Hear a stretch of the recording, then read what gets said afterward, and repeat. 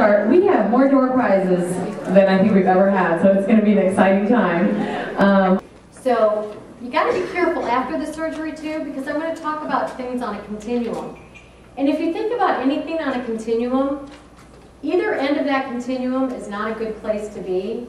So if I'm overly focused on myself because of my obesity, that's not good, right? After the surgery, that can continue, because then what are you focused on? How good you're looking, right? And that's a good thing, and it's going to happen for a while. But if that continues and you forget about everybody else in your life, you're going to be off balance too, okay? So be careful about too much self-focus after your surgery also. All right. Cognitive emotional centers get out of balance with obesity also. Your cognitive centers, obviously, are what you think. And your emotional centers relate to how you feel. These two centers are intertwined, and let me tell you how come. Let's talk about how you talk to yourself when you're obese. Do you say more good things about yourself, or do you say more bad things about yourself? Bad. Imagine a teeter-totter. Remember you played on those when you were a kid?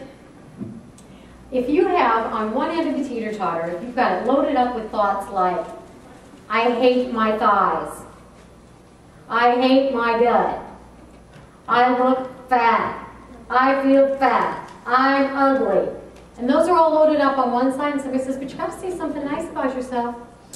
Well, I have nice hair. Okay, we got 75,000 things on one end of the teeter-totter, and we got 2 on the other end, right? That is not balanced. And when I say those negative things to myself, how do I end up feeling? Negative, bad, sad, angry, lonely, okay? So negative thoughts lead to negative feelings. What do negative feelings lead to? Guilt, eating, why bother? I give up, right? So it's a really bad downward spiral. So this is going to be one of the most important things when we get around to what you got to do. You got to really talk to yourself positively. And I'll tell you the name of the book, and I'll come back to it too, but it's the Feeling Good Handbook. If you struggle with negative thinking, this is like the Bible of how to change that. Because it's one of the most detrimental things that we can do to ourselves, and surgery doesn't fix that. Okay? Surgery does not do anything to stop our negative thinking. And if you've been heavy for most of your life, how long have you been practicing negative thinking? Most of your life, right. Okay. Physical center. It's no big surprise that obesity interferes with your physical center. How many of you live to exercise? Yay! 1. 2. Okay. It's not fun to exercise when you are heavy. It hurts. Okay? So, it's not just the exercise that we're talking about either, but it's your health. That's why most of you had the surgery in the first place, right? You had high blood pressure, you had diabetes, you had high cholesterol, you had all those other, you had, what else was wrong with it? All aching, sleep apnea, all the things. Our physical centers get way off balance. And our physical health becomes almost the most important thing in our world, okay, because you're so focused on it. So it's way, way off whack. All right.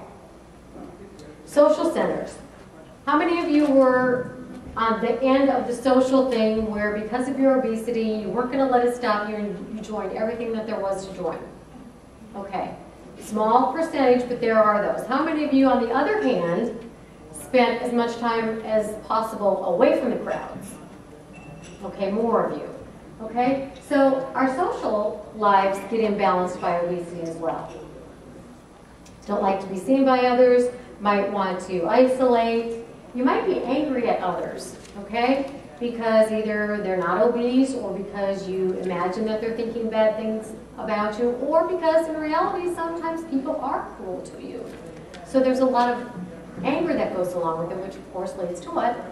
Negative thoughts, right? About yourself, about others, and down we go. All right. Enterprising center. What I mean by an enterprising center is what you do for your job, how you give back to your community, what your hobbies are, how you choose to develop your minds, okay? And an imbalance, if you, let's say you always wanted to be an airline stewardess. I don't know. If you weigh 500 pounds, they're not going to hire you for that job, right? Okay? But let's say that's your absolute life goal. Or let's say you wanted to be a coach. and you weigh 500 pounds. It's not really very likely that that's going to happen. So what you've chosen to do with your life may have been impeded by the fact that you're overweight. The way you give back to your community. Maybe you want to go out and volunteer with big brothers and big sisters, but you can't because you can't get out there and do things. So our enterprising centers, how we give back or what we do with our lives is affected by obesity as well. Okay, so we got these centers of balance. Obesity causes imbalance in all of them. And true happiness is not just losing the weight. It comes from balancing all of your life. So let's get on to that. Okay, this is one of my favorite things. Anybody a newlywed? Anybody engaged? Anybody married? Okay, there we go. Okay, remember back when you were getting ready to get married? And think about, if you know a young couple, I got 3 kids, all of them going to be married in the next 2 years, okay, 2 in July. So, you know, they're blissfully happy, right? And they're not going to be like anybody else that has all those problems, and they know that there's 50% divorce rate, but by God, they're just going to be happy. And they go to their 3 hours of premarital counseling, and they do all that thing, but when you're getting ready to have your surgery, are you a little bit like that? I mean, you want to go into your surgery thinking, I'm going to be the best post-op patient there is. You want to go into marriage thinking that you're going to be the happiest couple there ever is. But Mary Jo said this too. This is how marriage is, right? And life after bariatric surgery is kind of like this too. It's not all smooth sailing. All right? So go into it excited. Be giddy with excitement. You know, be deaf and blind a little bit. But there are harsh realities that you're going to have to face. All right? Nothing can adequately prepare you for what life is going to be like after surgery, right? You think you know, right? And all that preparation?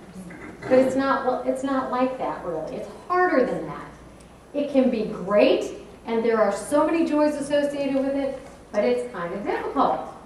All right, you've done all the things to get ready. You can't wait. You want to have the surgery.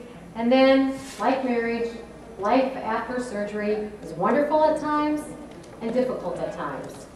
Because why? Because you grieve food. Have you all grieved food? Yeah, it's sad. You miss some things that you can't have anymore. It's a pain in the hiney sometimes to make time to plan the meals, to shop for the right foods, to eat the right foods. It's difficult to watch other people eat what they want to, right? So it's not all happy and joy, but remember the goal. You chose to have the weight loss surgery, and this is a key point, right? You choose. When I was at A&M, do we have Aggies in here? Yay. I probably shouldn't tell you this, but I didn't know what an Aggie was till I moved to Texas. No, and then I moved out, so I kind of forgot what that is. But you chose to have the weight loss surgery. Like when I went to school, I was like, where are all those people back in Iowa who said you can do this? You know? Where are all those people who said you can do this, this will be great, I'm behind you? The bottom line is, who does it? Who does all the work? You do, right? You do have support, you need support, but the bottom line is, you chose this so that you can have a healthier life, you can have a happier life, and then you'll be balanced. Okay, you know this, but I'm going to restate this. For those 3 or 4 of you who have not had your surgery yet, all right, listen up. For those of you who have, you're going to be going, yep, yep. The reality, what the surgery does not do, doesn't result in an instant rebalancing of your life, no instant happiness, right? Doesn't guarantee happiness. Doesn't even really guarantee weight loss, and it certainly doesn't guarantee lifelong weight loss, correct? Right.